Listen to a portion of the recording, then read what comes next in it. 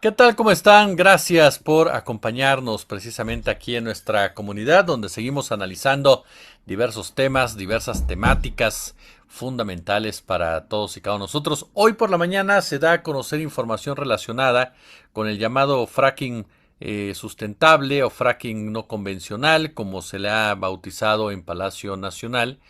La presidenta de la República señaló ya lo que le dieron a conocer expertos, ¿no? Expertos en esta materia que integran precisamente el comité, este comité que llevaría a cabo la indagatoria, la investigación, el análisis para poder pues determinar en qué zonas sí, en qué zonas no, si es posible o no es posible. Este comité científico sobre soberanía energética, así se le ha llamado, y que abre la puerta al uso del fracturamiento hidráulico, como se le conoce al fracking, para explotar gas natural no convencional en México. Aunque lo que dieron a conocer hoy por la mañana es que sería bajo una serie de condiciones ambientales, técnicas y sociales. ¿Cómo vamos entendiendo lo que se presentó hoy en la mañana? ¿Qué tanto, qué dimensión tiene? ¿Hacia dónde vamos en ese sentido? Voy a platicar y le agradezco muchísimo al doctor en Ciencias de la Tierra e investigador titular del Instituto de Geociencias de la UNAM, el doctor Luca Ferrari, que nos tome la llamada. Doctor, como siempre, un placer recibirlo. ¿Cómo estamos? Muy bien, gracias, Jesús, y saludos a toda la audiencia que es muy amplia, yo sé. Muchas gracias, querido. Pues yo comenzaría por ahí, doctor. ¿Cómo interpretamos lo que se da a conocer este día? ¿Qué valor le damos? Ya hay críticas en diferentes espacios que consideran que se va a sacrificar aún más a estados en donde el carbón, por ejemplo, en donde la minería ha causado ya estragos por sí mismo, que tienen problemas de agua, el caso de Tamaulipas, el caso de Coahuila particularmente. ¿Cómo vamos analizando todo esto? Bueno, de antemano yo te quiero decir, yo participé en el Ujú. comité. Hoy no estuve en la mañanera porque vivo en Querétaro y tenía otros compromisos académicos, pero lo que se presentó ahí fue una decisión consensuada después de mucha discusión dentro del comité. Había posiciones muy variadas y yo quiero resaltar dos cosas. Primero es que sí se dijo que no es viable y habría que prohibirlo en todo lo que es la cuenca Tampico-Misantla, que es toda esta región del norte de Veracruz, incluyendo la Huasteca, hasta el sur de Tamaulipas, donde ya había habido un intento, una prueba, digamos, de sacar petróleo, en este caso con fracking, en el famoso proyecto de Chicontepec o aceite terciario del Golfo, entre 2005 y 2015, entre Calderón y Peña Nieto. Fue un fracaso desde el punto de vista técnico, pero sí creó mucha oposición social porque es una zona altamente poblada, poblaciones indígenas, rurales, con pobreza, altamente biodiversa y la población ahí se ha organizado ya desde muchos años para declarar que no quieren saber nada del fracking por los impactos que ellos han vivido en su propia piel. Entonces, eso es un primer paso adelante, yo digo, aunque habrá que ver cómo se instrumenta de un punto de vista legal, pero la presidenta lo dijo, que se va a tomar en cuenta esta recomendación de no hacerlo ahí. Y en cuanto a la segunda parte, no se dijo que ya se va a hacer en el noreste, es decir, Coahuila, parte de Nuevo León y Tamaulipas, sino que antes de entrar a hacer una explotación masiva, se necesita mucha más información porque hay muchísima incertidumbre. Hay incertidumbre con respecto a si existe agua suficiente. Ahí los hidrogeólogos dijeron que no se puede absolutamente utilizar los acuíferos someros de agua dulce, que en todo caso se tendría que utilizar agua de acuíferos más profundo, agua salobre, agua con cierta cantidad de salinidad, pero se necesita confirmar que existen las cantidades suficientes, cuál es la composición, si no hay comunicación hidráulica entre estos acuíferos profundos, los acuíferos superficiales, bueno, someros, o la zona donde se va a hacer fracking. Y también hay que averiguar si realmente vale la pena, o sea, si es rentable hacer, cuánto gas se puede extraer ahí, porque recordamos que no hay reserva certificada. Hay lo que se llaman recurso prospectivo. Y los recursos prospectivos son algo muy ambiguo. Significa que son digamos, cantidades de hidrocarburo de acumulación todavía no descubierta, pero cuya existencia se infiere mediante estudios geológicos y geofísicos. Esa es la definición. O sea, los números que se dan son muy amplios a veces, pero lo que al final realmente se puede extraer depende de hacer varios pozos exploratorios, que ya en parte se ha hecho, pero se necesitan probar cuáles, cuánto se puede fracturar, cuánto se puede sacar. Y entonces, con base a esto, uno puede establecer cantidades y sobre todo el costo. Entonces, viabilidad de un punto de vista hidrogeológico, viabilidad de un punto de vista técnico, geológico y económica. Y luego viene la parte de, lo dijo la presidenta, que antes de hacer cualquier explotación se tiene que hacer la famosa consulta previa, libre e informada con la población. Así que yo creo que, bueno, dentro de todo es una posición muy prudente. No se cierra por completo el fracking, pero se le pone una serie de condicionantes. También se ha mencionado ahí el requerimiento de reciclar el agua que se pueda, de no utilizar químicos altamente dañinos, que bueno, es una definición un poco técnica. Por lo que, bueno, yo creo que después de todo esto, yo en lo personal, como geólogo, pienso que no es rentable, por ejemplo. Pero creo que de todo, después de todo eso, ese estudio se tendrá que decidir si efectivamente sí se va a hacer de una manera ya masiva para que pueda disminuir la importación de gas. Pero por otro lado, y perdón que me esté extendiendo, pero No, no, es por favor. importante, se mencionó al principio que hay otros tipos de técnica, digo, de acciones que se tendrían que implementar para disminuir esa importación de gas sin llegar al fracking. Aumentar la generación eléctrica mediante fuentes renovables, la sustitución, digamos, de gas a fuente renovable, implementar programas de eficiencia energética, ahorro energético, eliminar la quema de gas natural en campos petroleros, porque sabemos que hay mucho gas asociado en campos petroleros que no se usa, que se tira o se quema. Entonces, eso es un problema desde décadas, pero nunca se han hecho las inversiones para recuperar este gas, que puede ser importante. Y también, bueno, de incrementar la producción de gas de los campos convencionales que no requieren fracking. Entonces, el fracking sería, digamos, lo que queda después de todas estas acciones. Y ahí se presentó un estudio que hicimos, bueno, hizo realmente la Secretaría de Energía, la Subdirección de Planeación Energética, donde se muestra que con esas cuatro medidas se podría reducir ya desde el 75% a 50% lo que es de importación de gas. Pero queda la otra parte. Y ahí es el problema fundamental. ¿Cómo vamos a hacer para no usar fracking, pero disminuir esa importación de gas? Una decisión que mezcla lo técnico con lo político, doctor, a final de cuentas. Sí, porque finalmente es una decisión política. Y te digo, yo creo que en ese sentido hay que reconocerle a la presidenta esta visión porque ella al principio nombró un comité donde había puros ingenieros, digamos, puros técnicos. Pero ya los días siguientes decidió ampliar el comité para incorporar investigadores con otros perfiles. Y entonces hubo una discusión muy rica. Claramente había posiciones muy variadas, desde muy a favor hasta muy en contra, digamos, pero digamos, también depende mucho de la formación que uno tiene, ¿no? Los ingenieros petroleros, ellos ven esto de una forma muy, muy técnica y dicen, bueno, pues ya se va a acabar el convencional, entramos al no convencional. Pero luego, bueno, están los hidrogeólogos, los geólogos que ven la parte de agua, que tienen toda una serie de consideraciones adicionales por el uso de agua que se hace. Luego hubo académicos expertos en impactos ambientales, en impactos sociales, sobre todo, personas como la doctora Leticia Merino, que es muy una experta de impactos sociales, ha viajado mucho a la Huasteca, a la zona de Veracruz. Digo, yo también he estado, pero ella tiene un conocimiento muy directo de los impactos.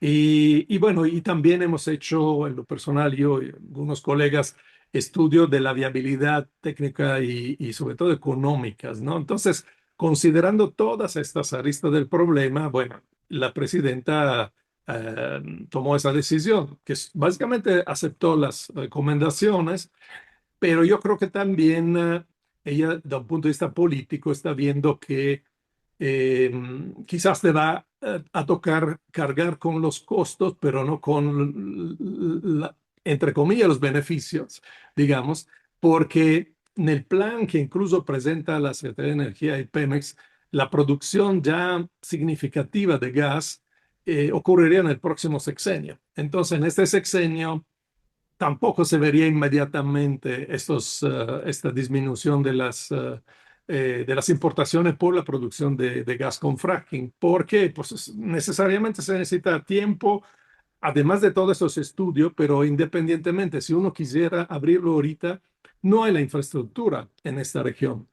Faltan caminos, faltan ductos, faltan estaciones de bombeo, estación de almacenaje, faltan las cadenas de suministro para toda la parte, digamos, de técnica, pero también de agua. Así que, bueno, necesariamente lleva varios años y entonces se empezaría a ver en el próximo sexenio.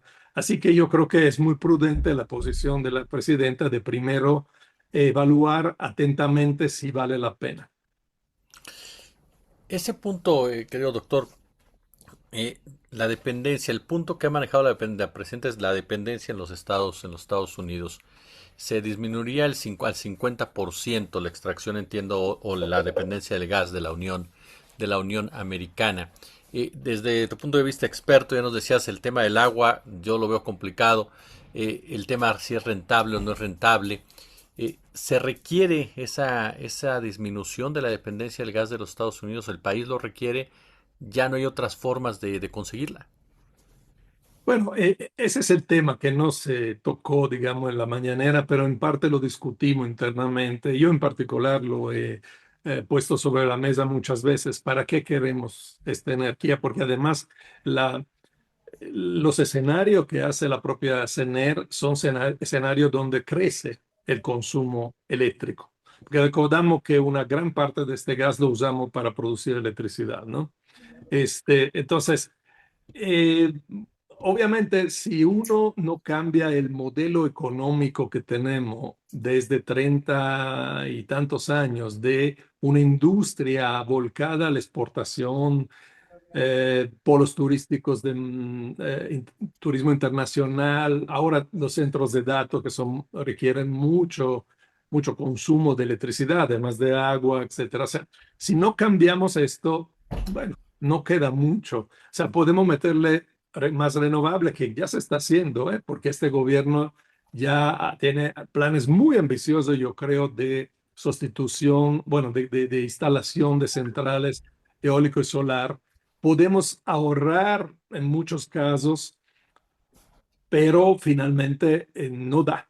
Entonces yo creo que ese es un tema complejo porque implica cambios muy radicales y es una política que tendría que verse a mediano y largo plazo. No lo podemos hacer de la noche a la mañana por nuestra dependencia total del comercio con Estados Unidos, pero una buena parte de esta energía eléctrica y del uso directo del gas, porque el gas también se usa para procesos de alta temperatura en la industria, va a una industria que no necesariamente beneficia el país en términos de lo que produce, sino, bueno, sí, en términos de puestos de trabajo, pero tampoco son así tan bien pagados. Y bueno, tiene también otro tipo de impactos, ¿no? Consumo de agua, contaminación. Entonces, ese es el tema crucial, el elefante, yo digo, en la habitación, pero que se tendría que tomar en cuenta, porque también, pongámosles que le entramos al fracking, pero ¿por cuánto tiempo? Vamos, no es una solución permanente, es algo muy temporal. No resuelve el problema estructural. El fracking podría durar, a lo mejor, digamos, lo que podemos traer con fracking podría disminuir la importación, no lo sé, 5 años, 8 años, 10 años, y luego qué. O sea, tenemos que hacer cuenta a mediano y largo plazo qué es lo que queremos hacer y qué es lo que podemos hacer con la energía que tenemos en este país. ¿Qué sigue ahora? Ya en parte la presidenta lo anunciaba. Vamos poco a poco, vamos a ir analizando. Ya tú también nos dabas un pormenorizado paso a paso de lo que tiene que venir. Se pasó ya la discusión más importante, va a haber aspectos para volver a discutir algunos puntos. Ya terminó como tal el papel del comité. De qué sigue para ustedes, por supuesto, y qué sigue en todo a esta discusión. Bueno, no, el proceso sigue justamente porque el plan es hacer algunos pozos exploratorios de tipo hidrogeológico para ver esto de los acuíferos profundos, la conexión hidráulica, etcétera. Al mismo tiempo, entiendo que Pemex ya tiene, creo que 24, 25 pozos exploratorios en una región muy amplia que va desde Coahuila hasta el norte de Veracruz. Pero necesitan hacer pruebas, no sé si van a hacer algún pozo adicionales para tratar de cuantificar mejor qué tanto se puede sacar.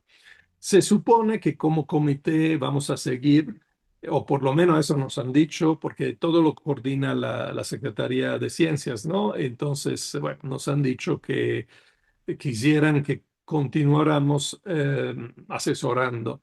No se ha establecido bien de qué forma, pero la idea es que siga el comité para seguir evaluando a medida que hay más información, que se genere más información técnica. Y eso, bueno, va a durar como mínimo meses, si no es que un medio año o algo así, porque los pozos no se hacen de la noche a la mañana. En principio, entonces, bueno, continuaríamos nuestro trabajo. Es un trabajo totalmente gratuito. Obviamente, todos somos dependientes de universidades, entonces es parte de nuestra chamba, pero también requiere mucho tiempo. Entonces, bueno, tenemos cada quien compromisos académicos y de otra índole, entonces, pues habrá que ver. Pero en principio, el comité va a continuar analizando los nuevos datos que se produzcan y también creo que se puede profundizar más en algunos temas, ¿no?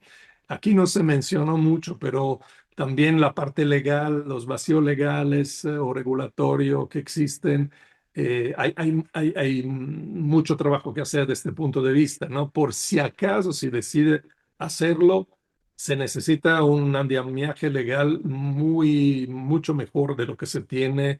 Se necesita darle, por ejemplo, mucha más capacidad operativa y de presupuesto a la agencia, a la CEA, ¿no? A la Agencia de Seguridad Ambiental. Pero sí, nosotros hemos insistido también que haya mucha transparencia. Entonces, sí, claro, ese es un comité independiente, porque es académico, pero también pedimos que se cree, por ejemplo, un sitio web donde pueda haber toda la información técnica necesaria. En Estados Unidos existe uno, se llama el Frac Focus, ¿no? Donde hay información casi a nivel de pozo, de cuánta agua, de qué químicos se usan, qué producción, o sea, ahora estamos hablando solamente de pozo exploratorio, pero sería importante contar con toda la información que tiene Pemex a nivel público, ¿no? Para que cada quien pueda sacar sus conclusiones. Ahora sí que te voy a preguntar algo que a lo mejor me vas a decir, bueno, se puede quedar entre paredes, pero en el tema del impacto social, eh, ¿cómo estuvo esa discusión? O sea, ¿hasta dónde se pudo profundizar esa discusión? Bueno, digamos que las personas que son expertas de estos impactos, particularmente en la zona de Tampico-Misantla, han llevado la experiencia de estas comunidades. Tú sabes que hay cientos de ejidos, de comunidades que ya se han declarado en contra del fracking. Ha habido manifestaciones cada mes muy importantes.